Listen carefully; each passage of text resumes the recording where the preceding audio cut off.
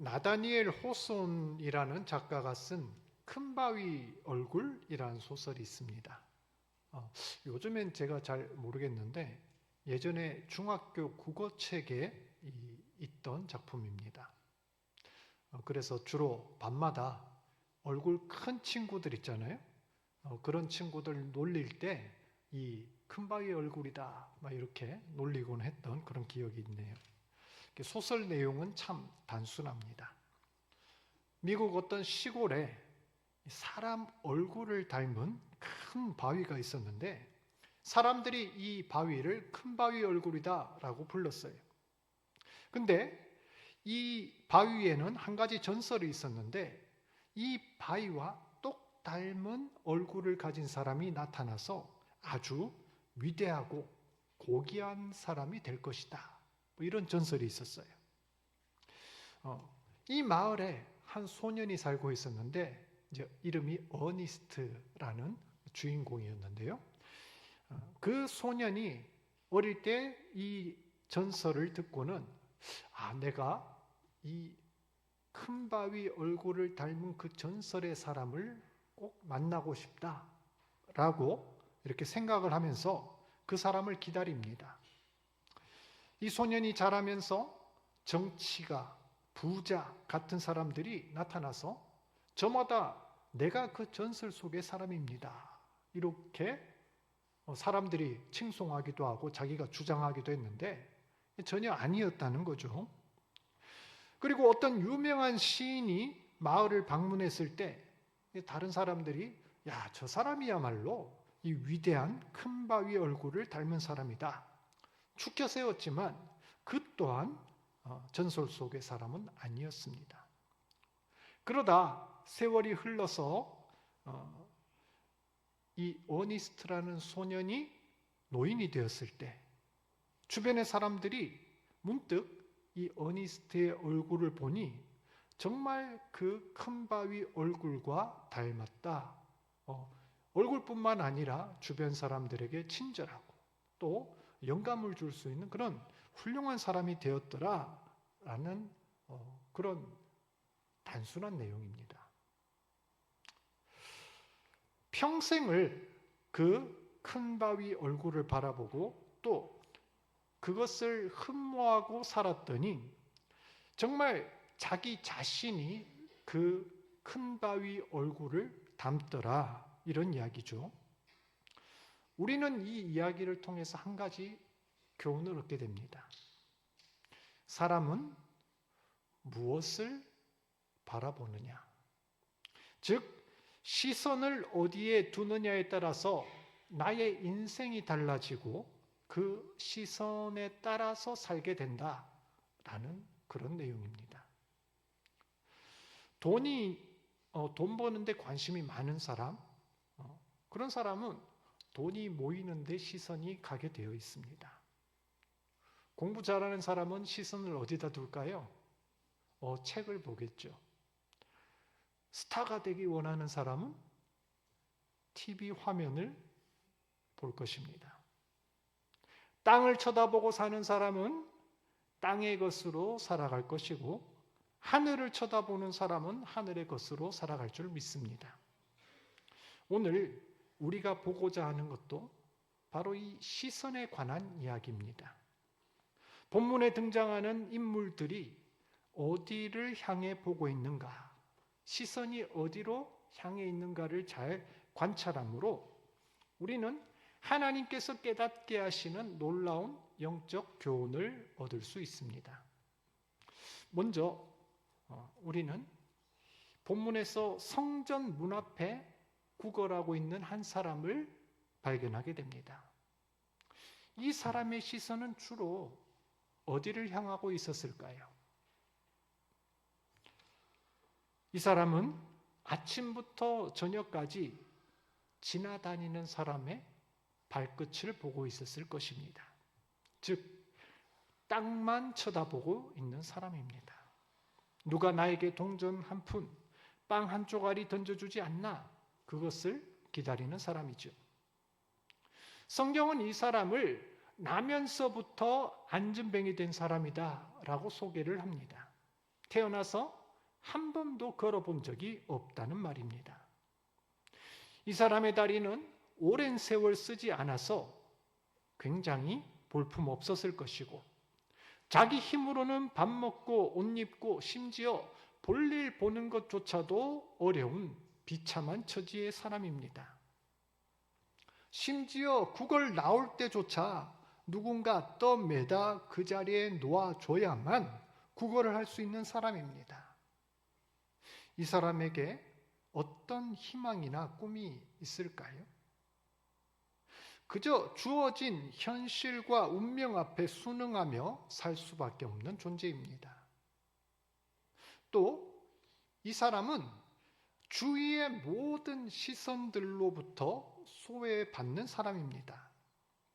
누구도 이 안진뱅이 거지를 주목하지 않습니다. 당시의 성전 앞으로 수많은 사람들이 오고 갔지만 누구도 이 사람을 쳐다보지는 않았을 겁니다. 아니, 냄새 난다고, 보는 것만으로 재수가 없다고 멀찌감치 떨어져서 다녔을 것 같습니다.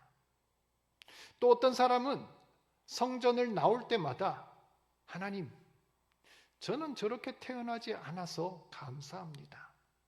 저렇게 비참하게 살지 않아서 감사합니다.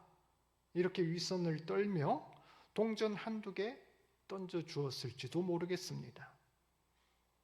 하지만 그 누구도 이 사람 옆에 다가가 인사를 건넨다든지 말을 붙이는 사람은 없었습니다. 이 사람이 어쩌다가 이런 지경이 되었는지, 그 인생의 문제가 무엇인지 관심 갖는 사람은 더더욱 없었을 겁니다. 철저하게 고립되고 소외된 존재. 그가 쳐다볼 것은 더더욱 땅밖에 없었겠지요. 당시 유대인들은 선천적인 기형을 가진 장애인을 하나님이 저주한 사람이다 라고 생각을 했습니다. 그래서 유대인들은 이처럼 장애인들이 성전 안으로 들어가는 것을 철저히 금했습니다. 하나님께서 계신 거룩한 장소에 부정하고 저주받는 존재가 들어갈 수 없다, 이렇게 생각한 것이지요. 그들은 하나님께 기도하고 찬양하는 것조차 금지되었습니다. 이들은 하나님께 나가는 것조차 할 수 없었습니다. 요약하자면 이 오늘 본문의 이 사람은 자기 힘으로는 아무것도 할 수 없는 수동적인 존재이고, 누구의 시선도 받지 못하는 소외된 존재이고, 하나님 앞에 나가 예배할 수조차 없는 저주받은 존재입니다. 우리는 이 사람의 시선이 어디를 향하고 있었을지 쉽게 유추할 수 있습니다. 어디를 보고 있었을까요? 무엇을 쳐다보고 있었을까요? 땅입니다. 이 사람은 땅만 쳐다보며 가능한 한 최대한 불쌍한 표정으로 사람들의 동정을 사려고 했습니다. 사람들의 얼굴은 감히 쳐다보지 못한 채 발치만 바라보며 자신의 신세를 한탄하고 있었습니다. 이어서 우리는 두 번째 시선을 발견합니다. 두 번째 시선은 바로 성전을 방문한 수많은 사람들의 시선입니다. 당시 예루살렘 성전은 이스라엘에서 가장 크고 화려한 건물이었습니다. 언제나 수많은 사람들이 모이는 소위 말해 랜드마크였습니다. 그 건물이 얼마나 크고 화려했는지 예루살렘을 방문한 제자들이 예수님께 감탄하는 장면이 복음서에 나옵니다. 예수님 보소서, 이 돌들이 어떠하며 이 건물들이 어떠하나이까? 갈릴리 촌놈들이 예루살렘 최고의 이 핫플레이스를 방문했으니 오죽하겠습니까? 이 화려한 성전 가운데서도 가장 압권을 꼽자면 우리가 오늘 읽은 본문에 나오는 미문이라는 이름의 문입니다. 원래 이 문의 이름은 미문이 아니고요, 니카노르의 문 또는 황금문이라고 불렀는데, 원래 이름보다 별명, 미문, 즉 아름다운 문이라는 그 별명이 더 유명해졌습니다.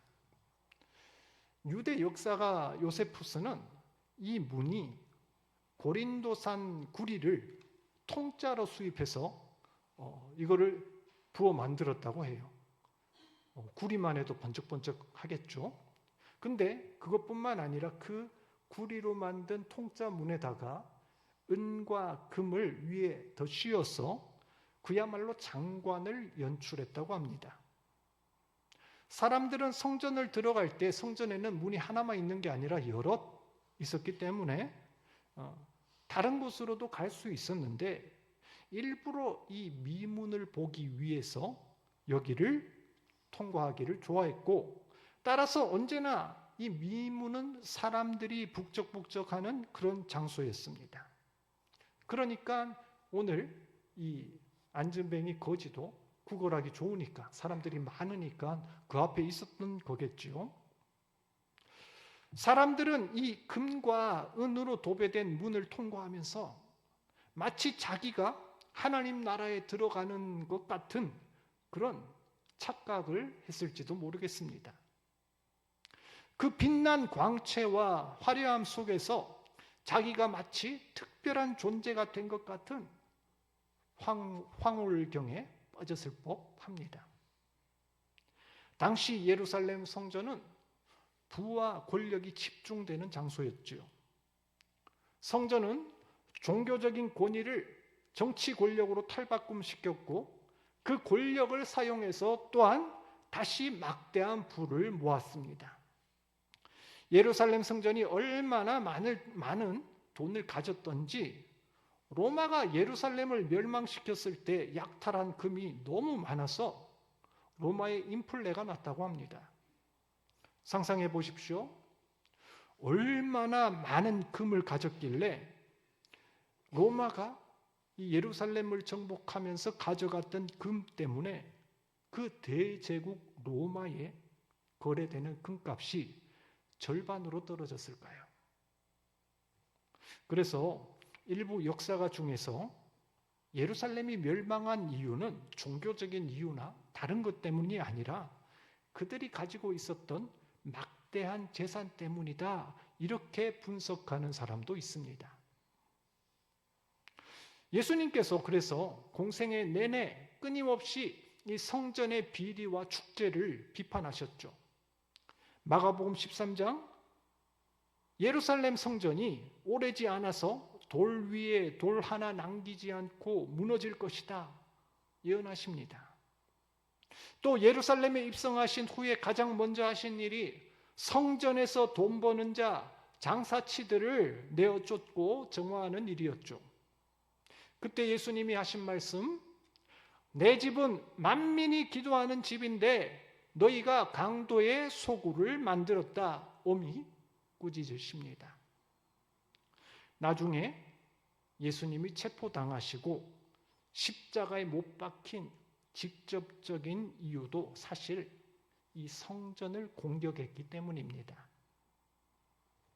대제사장과 권력자들이 볼 때 예수님은 자기들의 기득권과 이익을 위협하는 아주 위험한 인물이었기 때문입니다. 아무튼 이런 내용들로 미뤄봤을 때 예루살렘 성전을 방문한 많은 사람들의 시선이 어디를 향하고 있었을까? 우리가 미루어 짐작할 수 있죠. 모든 사람의 이목이 집중된 그곳, 바로 성전의 미문. 더 정확하게 말하면 그곳을 장식하고 있었던 은과 금이었습니다. 사람들은 자기들도 그 은과 금의 세계에 참여하기를 원했을 것입니다. 그 화려한 세계 속에 복을 빌며 나도 더 많은 은과 금을 가질 수 있기를 꿈꿨을 것입니다. 오늘 본문에 나타나는 가장 큰 아이러니는 이렇게 화려하고 아름다운 장소 앞에 가장 소외되며 비참한 한 인물이 등장한다는 것입니다. 아마도 이 모습은 당시 시대상을 가장 적나라하게 드러낸 한 단면이라고 할 수 있겠죠. 첫 번째와 두 번째의 시선에 이어서 본문에는 세 번째 시선이 등장합니다. 그것은 바로 성전에 올라가는 두 사도의 시선, 베드로와 요한의 시선입니다. 이들은 다른 사람처럼 성전 미문의 은과 금을 바라보고 있지 않습니다. 오히려 이들은 많은 사람들이 거들떠 보지 않는 한 사람을 주목합니다. 뿐만 아니라 그들은 거지에게 고개를 들어서 자신들을 보라 라고 말합니다. 언제나 땅을 향해 있던 그 시선이 서서히 위를 향하고 눈과 눈이 마주칩니다. 그 시선의 마주침 속에서 그들은 무엇을 보았을까요? 무슨 생각을 하였을까요? 언제나 땅만 바라보고 살았지만 사실 이 안전뱅이 거지도 은과 금을 꿈꾸고 살았을 겁니다. 이 사람이 상상할 수 있는 가장 큰 기적은 무엇이었을까요? 꿈속에서라도 저 미문을 한번 통과해 보는 것. 한 번이라도 이 지긋지긋한 땅바닥을 벗어나서 저 찬란한 은과 금의 세상에 들어가는 것. 그것이 그 사람의 꿈이 아니었을까요? 하지만 꿈은 꿈일 뿐 그는 베드로의 눈을 바라보면서 제발 동전 한 입, 그냥 오늘 하루를 버틸 수 있는 먹을 것, 그것을 좀 던져주기를 기대했을 겁니다. 그런데 베드로는 그 기대를 저버리고 전혀 엉뚱한 말을 하지요. 은과 금은 내게 없거니와 내게 있는 이것들을 내게 주노니 나사렛 예수 그리스도의 이름으로 일어나 걸으시오. 우리는 이 뒷부분에 무슨 일이 일어나는지 이미 잘 알고 있습니다. 그렇기 때문에 여기서 그것을 다시 언급하진 않겠습니다. 제가 관심을 가지고자 하는 것은 베드로와 요한이 어디에 주목을 했느냐라는 사실입니다. 우리는 이 세 번째 시선 속에서 오늘날 우리 교회와 크리스찬들이 무엇을 바라보아야 하고 어디에 시선을 둬야 하는지 그것을 가르쳐 주기 때문입니다. 베드로와 요한의 시선이 주목했던 것이 무엇일까요? 보이는 것이 아니라 보이지 않는 것이었습니다. 비참하고 추한 그 사람의 외모 속에 감춰져 있는 소외받고 단절된 채 고통받는 한 사람의 영혼이었습니다. 그것은 아무도 관심 갖지 않던 부분이며 심지어 자기 자신조차 포기하고 마주하지 않았던 가장 깊은 부분을 그들은 정면으로 쳐다보았습니다. 그저 동전 한 입 던져주고 식사 한 끼 제공하는 알량한 그런 동정이 아니라 한 사람의 인격, 한 사람의 영혼에 대한 관심과 사랑으로 그에게 다가갔습니다. 사람은 얼굴과 얼굴을 마주 볼 때서야 비로소 진정한 관계가 형성되고 유대가 생깁니다. 그런 차원에서 본다면 오늘 말씀에서 서로 얼굴을 주목하고 마주 대했다라는 것은 굉장히 중요한 의미가 있습니다. 우리는 성경을 통해 예수님이 사람들을 대하실 때 언제나 무리로 뭉뚱그려서 그렇게 대하지 않으신다는 것을 발견할 수 있습니다. 언제나 한 사람 한 사람의 친밀한 관계를 중요하게 생각하시고 인격적으로 사람을 다루시는 것을 봅니다. 이것이 다름 아닌 우리 주 예수님의 사랑이요 긍휼이라 생각을 합니다. 베드로와 요한은 이 예수님의 시선으로 이 사람을 주목하고 있습니다. 베드로는 자기들에게 분명히 은과 금은 없다라고 말을 합니다. 세상 사람들에게는 은과 금이 가장 중요한 가치이고 더 많은 물질이 내 행복을 보장해 줄 거다 믿고 거기에다가 시선을 두지요. 또 사람들은 은과 금으로 사람의 가치를 매깁니다. 그 사람의 내면에 어떤 인격이 있는지, 어떤 가능성이 있는지는 알 바 아니고 그 사람의 재산, 그 사람의 조건은 어떤지 물건처럼 가격표를 매깁니다. 이러한 관점으로 봤을 때 오늘 이 성전 앞의 거지는 얼마의 가치가 있을까요? 아마도 영원의 가치가 있지 않았을까요? 아무것도 생산해내지 못하는 인간, 은과 금은커녕 구리동전 한 푼도 아까운 인생, 전에도 그랬고 앞으로도 아무런 희망이 없는 쓰레기 같은 인생. 하지만 우리 하나님께서는 사람을 보실 때 은과 금의 가치를 놓고 보지 않습니다. 물질적 가치로 판단하지 않으십니다. 하나님께서는 죽은 것 같고 회생의 기미가 안 보이는 이 불쌍한 인생을 폐기할 존재로 보는 게 아니라 그 속에 움틀 생명의 씨앗을 가진 귀한 존재로 보고 계십니다. 예수 그리스도를 통해 새 생명을 얻게 될 한 사람의 자녀로서 보고 계신단 말입니다. 오늘 두 사도 역시 이것과 동일한 시선으로 이 사람을 봅니다. 이 사람이 걷게 된 것은 단순히 육체의 치유 그 이상의 의미를 가집니다. 이 사람은 지금 새로운 생명을 얻게 된 것입니다.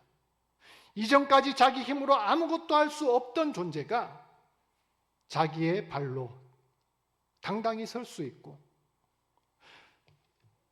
이전까지 미문 밖에서 거부당하던 저주받은 존재가 이제는 하나님 앞에 나가서 하나님을 찬송하는 존재가 되었습니다. 이와 같이 우리는 예수 그리스도 이름 안에 생명의 능력이 있음을 발견합니다. 아무런 가망이 없고 죽은 것 같던 인생이라도 그 속에 예수 그리스도의 이름만 들어간다면 언제나 생명의 희망을 가질 수 있는 것입니다. 끝으로 우리는 믿음의 눈으로 하나님의 영광을 바라봐야 합니다. 요한복음 9장 2절, 제자들이 나면서부터 맹인된 자를 보고 이 사람이 앞을 못 보는 것이 자기의 죄 때문입니까? 그 부모의 죄 때문입니까? 이렇게 묻습니다. 예수님의 대답은 이것이 그 사람이나 부모의 죄 때문이 아니라 하나님이 하시는 일, 즉 하나님의 영광을 드러내기 위함이다 라고 말씀하시죠. 우리는 이 땅에서 불행과 고난을 겪을 때 이해할 수 없는 상황과 현실에 압도당합니다. 도대체 왜 이런 일이 나에게 일어나야만 하는지요? 원망하죠. 오늘 베드로와 요한의 시선은 지금 당장 눈앞에 있는 그 현상에 매이지 않고 오히려 하나님께서 장차 이루실 일, 하나님의 영광에 닿아 있습니다. 하나님이 이 사람을 통해서 장차 어떻게 역사하실지, 어떻게 영광 받으실지를 기대하며 믿음으로 바라봅니다. 결국 이 사람은 고침을 받은 다음 성전 미문을 지나 걷고 뛰며 하나님을 찬양하였고, 이 광경을 본 수많은 사람들이 이 모습을 보고 심히 놀랍게 여겨 결국 하나님께 영광을 돌리고 구원까지 이르는 놀라운 하나님의 영광으로 이어지는 것을 볼 수 있습니다. 오늘 우리는 이 사도행전의 본문 가운데서 세 가지 시선들을 살펴보았습니다. 이러한 세 가지 시선은 오늘날을 살아가고 있는 우리들의 모습하고도 많은 부분이 통하는 것 같습니다. 본문에 등장하는 주인공처럼 이 시대의 수많은 사람들도 땅만 보고 살아가는 그런 사람들이 있습니다. 복잡하고 바쁘게 돌아가는 일상과 환경의 압박 속에서 그냥 매일매일 현실에 매여서 수동적인 존재로 살고 있지는 않은지요. 또 어떤 사람들은 당시 많은 사람들처럼 은과 금을 쳐다보면서 살기도 합니다. 성공지상주의, 물질 만능주의가 목표가 돼서 그것이 우상이 되어 살고 있지요. 심지어 교회조차도 대형화하고 화려한 건물 안에 갇혀서 낮은 자, 가난한 자, 실제로 복음이 필요한 자들을 외면하고 시선을 돌리지 못하는 실정입니다. 예수님을 따르는 우리가 무엇을 보아야 합니까? 어디다 시선을 맞춰야 할까요? 베드로와 요한처럼 먼저 우리의 시선을 하나님께 드리시길 바랍니다. 그리고 하나님께 맞춘 그 시선을, 하나님의 시선을 따라 하나님이 지금 바라보고 계시는 그곳, 세상을 향해, 낮은 곳을 향해, 사람들을 향해 옮겨야 할 것입니다. 사랑하는 증산제일교회 모든 성도들이 이 같은 시선 가지시길 주님의 이름으로 축복합니다.